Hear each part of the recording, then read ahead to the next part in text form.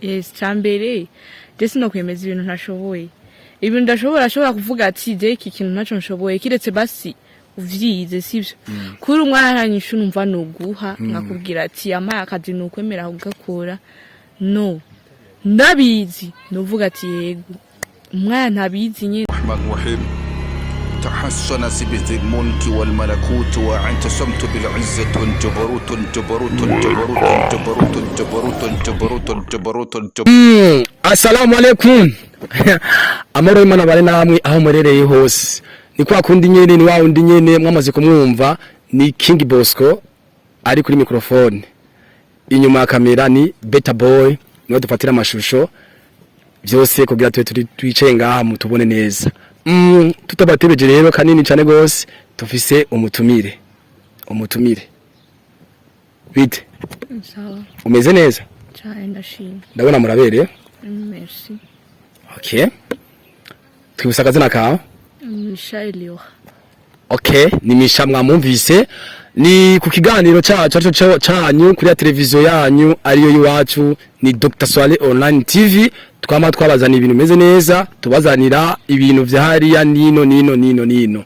Ndibaza uyu mukobwa mwamaze kumenya uwariwe kubera ari kindi kiganiro gari twamucishije kuri televiziyo yacu. Misha nyene Misha Elio. Okay, ari ababajije mu burozi bwo mu kuzimu yuko batigeze bakubona. Bashaka rero ubasubiriremo neza babwira ati jewe Misha mu burozi bwo mu kuzimu nakinye ndi umugore wa kanaka nakinye ndi mama Frani. Jewe uburozi bwo mu kuzimu cyambere kwanza nakinye muri saison D. Nari umugore wa Piyo. Kubatamboye neza cyane kubatanzi nakinye to Mama Ange. Ese Piyo muri rya sinema yari umuki, yari umumarayika mwiza cyangwa yari umumarayika mubi? Umumarayika mwiza kwanza ivyo ntacyo nakurikirana je ivyo. Okay. Piyo ari muri babandi banywa amaraso. Abo kwa makatano. Yes. Numva nawe ko wari umugore w'ikibi. Okay guys, ni sinema uburozi bwo mu kuzimu yakinywa abastari benshi batandukanye, benshi. Niyo filme ya mbere yashoboye kuzamwa abantu benshi, abastari n'abatari abastari benshi baramenyekanye bivanye no sinema yitwa uburozi bwo mu kuzimu. Kugeza kuri amasaha tugezeko niyo filme iri kiravugwa kuri televiziyo yacu ya Dr. Swale Online TV. Niyo sinema iri kirakurikiranwa n'abantu benshi bari mu bihugu bitandukanye. Ego uno munsi tuceranye n'umuntu yashoboye kuyikinamo mugabo ni yakinye mu isene nyinshi.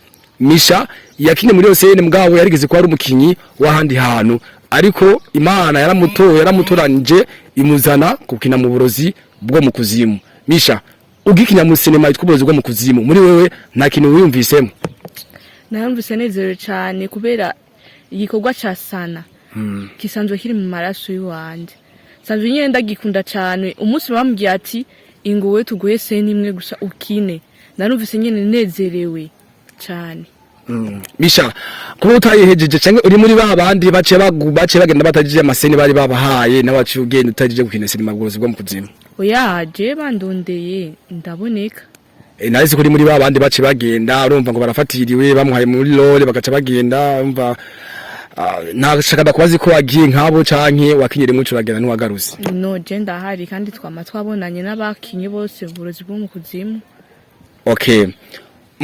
Uburozi bwo mu kuzimu rero ni sinema ndende numva niko nashaka kuvuga ati kuva ngo ngaha no gushika naho nubona sivyo. Ni sinema ifise histoire nziza. Ni sinema uri kwicara muri kurayikurikirana, sivyo amajini sivyo amadayimoni sivyo amareka bamina bama, irimba ni sinema irimwo inyigisho z'abantu babi n'abantu beza muri make basi ndakivuge basi nkukonye.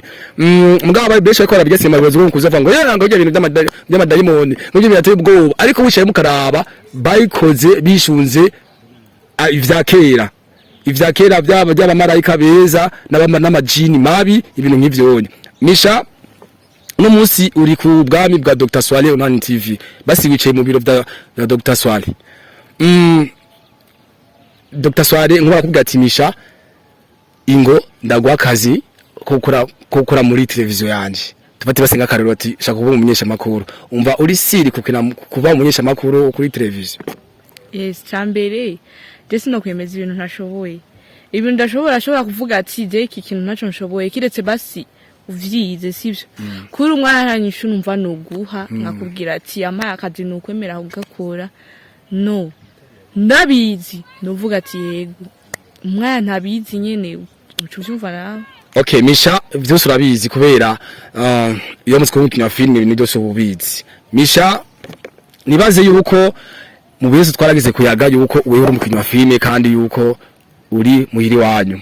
Misha uno munsi basinishiremo basigiwe mugabo boss naza kuvyumva ninabivuga boss naza kumva. Basi uno munsi dabaye Dr. Swari nje gukorondera Misha ngoma ndagwa akazi kuri televiziyo yiwanje. Shaka umbere bashe umbere nk'umujournaliste. Canke basi umbere uzozo basi umbere secrétaire basi mu biro vyanje kubera Dr. Swari arafise ibiro arafise ni televiziyo ya mbere ifise ibiro apaka ngo bya bindi tujya kurondera hariya ati shaka ndaguhe uzombere secrétaire Misha ko avuze ko ata TV nimukorerako aha anyi tuje tugwa akazi no gakora canke umvumenga harano ushaka kuja gukora mvuze kuri umwanya urashobora kuvyuka urashobora kwiriga udafise akazi ukavyuka gafise kijya gihe naravuze ati nta TV mfise nkinirako ariko naje ndafise kundi wanje yitwa Old Light nkiniramo na jewe niza cyane niyo kiniramo. Yes. Okay, niza cyane twamaze kumva yuko wakinyisema kuva muri 2016 uri kurakina tubwire inyungu waronse n'ubuhombe waronse kuva muri 2016 uri kurakina film. Burya ikintu kikuryohera naho birashika mu bintu ukora agashika igihe ubabara n'igihe nyene ukumva nyene ko wabiryoherewemo. Je filme simbona ikintu nyene ngo filme hari ikintu cyambabajemwo canke ntara kimwe je mbona vraiment kuva 2016 ndaryohererwa sana cyane. Kuva 2016 uri kurakora filme uraryoherwa cyane gose nta buhombe bufisemo nta kibazo na kimufisemo. Okay guys, turi kuri televiziyo ndibaza muko badukurikirana 5 kwa 5 kwa kunda kubivuga.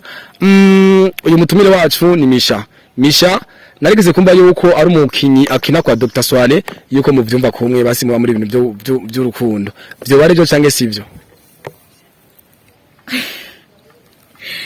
Kwanza izo bintu nukuri birantunguye niyo cyambere kwanza je ndavyumvise nivyo bintu tushobora kumuva kuri televiziyo mugabo abasi ni benshi usanga baramugutwaye mugana aho tuvuga mugabo twumvise yuko wewe urafise ari umukinya kina kwa Dr. Swale yuko muvyumva kimwe rero nagiye bavuze ati ndamufise guys ndamufise n'umusashaka ndamukubaze ko byo bari byo canke ko bari kubesha.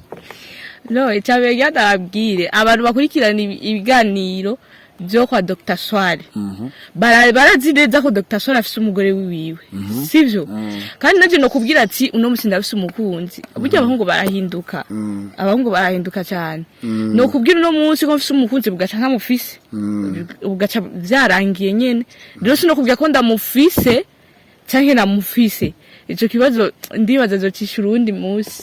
Okay, razi gitonda kubajije nkuko niko tumvise mutamanyene Dr. Swale yigeze kuvuga ati mwana ataoa atakuwa na mke mimi ndamtirira umva bacha bagenda barashwa abangu bo kwa Dr. Swale bose atashwa bavuga ati binda kwa kwanza tatumba rero wa mbere yuko yatoye imishahari ya mbwa yavuze mu ibanga.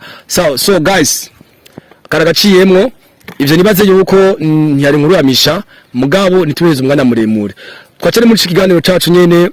Dr. Swale benshi batari bamuzi twavuze ati Dr. Swale ukashira ko boss utajishize ko uzo butamwemera andika ko Dr. Swale mushira ko boss ibintu nk'ivyo wonye hama Misha ariyo filme itwa uburozi bwo mu kuzimu igomba kwa bari bamaze imisi bari mu konje mu boss yamaze imisi afise ibintu biguma hirya no hino yaguma yiruka.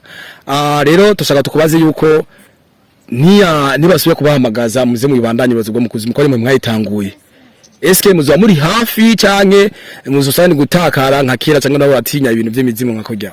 No nta bintu by'imizimu kubera ni filme twaziko turakina je ndibandondera ndi ready nukuri je ndi muhira nibandondera nzuza gukina kuya yino umugore wa Pio kandi Pio nkubo yumvise akonye ngo kuri televiziyo bavuze ikigane ko ari umugore wa Pio urumva nyene yuko itakwa ni moto sinzije wewe uko wabyifatamwo jewe nuko nakinye ko nitwa umugore wa Pio nuko nyene wakinyira umugore wa Pio. Yes. Okay, asante sana. Okay, mu kurangiza nitubarandira uno munsi yari bamukora mari mamazi imisi niko murambaza mbega kutatubwiye izina ry'umugabo yakinye muri umurozi bwo mu kuzimu nawe yari yagibagiye ariko uno munsi yatubwiye ko umurozi bwo mu kuzimu yakinye yitwa yari umugore wa Pio. Yari mama nde? Mama Ange. Yari mama Ange. Tugomba tubabwire rero yuko uyu niwe Misha yakinye ari mama Ange ari umugore wa Pio ndibaza batari bamuzi iyo batari muri zijya muzu zigatene baba bambaye urabona ko baba bameze uko ndi kuntu. Guys rero nuko reka tubashimire cyane gose nibaze yuko mwiteze byinshi kuri televiziyo yacu ari yo yanyu. Umutumire si wundi yari Misha, hanyuma warafise microphone nawe si wundi yari jewe nyene King Bosco, hanyuma ukashirako Selemani, ariko shizeko Selemani nyuma Selemani hari wundi umuntu ari nyuma ya kamera yitwa Beta Boy niwe dufatira image n'amashusho byose yatabawe nitwobonekana nitwogaragara. Tashaka yuko Dr. Sole TV irabandanya ibiganiro vyiza n'amafilme meza arabandanya kuri televiziyo yacu. Reka tubashimire cyane gose kajembo kajuma tubasezere. Reka nanje ndabashimire kuri umwanya mwampaye. Ego nundi musiri mwankenera mujondonga. Sawa mwakoze cyane gose. Kwaheri, bye bye. Rahim تحسن بذي الملك والملكوت وأنت صمت بالعزة جبروت